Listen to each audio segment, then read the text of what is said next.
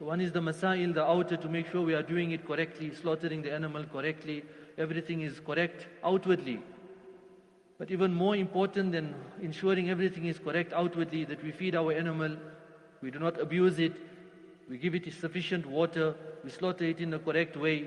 It is not, there are no defects in it, we put our heart in it. But more important than all of that is the sincerity and the ikhlas that goes behind that qurbani.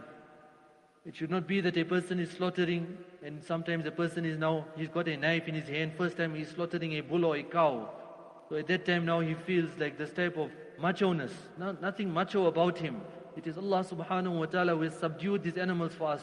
Just that one goat with those horns, never mind that bull going wild, but that one goat with those horns, if that goat has to lose its mind and go insane, who will be able to restrain that goat, never mind a bull? So what macho-ness and what strength? This is only from the side of Allah subhanahu wa ta'ala that He subdued these animals for our benefit. So for a person to remind himself, yes, he has to say Bismillah, Allahu Akbar, but how fortunate won't that person be that his sincerity and his ikhlas is on that level, as we have read previously with regards to Hazrat Maulana Yunus Patel Sahab, rahimahullah, that he reared this when he was studying, when he was becoming an alim, then he purchased an animal, reared it, looked after it, and he writes himself that when he was slaughtering, such a link and such a connection was developed with that animal, that when he was slaughtering it, Hazrat writes himself that he actually cried. So what a level if a person can reach that when the blood falls in that hole, the tears fall in that hole with the blood, tears of sincerity, tears of ikhlas, tears of gratitude, not that macho-ness and taking selfies and posting it everywhere that I'm a macho man, look how I can slaughter this thing. But rather sincerity, gratitude to Allah subhanahu wa ta'ala, that Allah, it is only you who has subdued this animal, sincerity, ikhlas, and to remind a person, myself firstly, that when we put the knife to the neck of that animal, more importantly is for us to put the knife to our desires, our haram desires, our unlawful desires, to slaughter our nafs for the pleasure of Allah subhanahu wa ta'ala.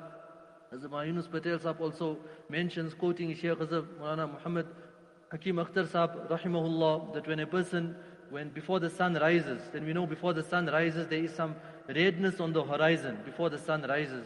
When a person slaughters an animal as well, there is that redness, the redness of the blood.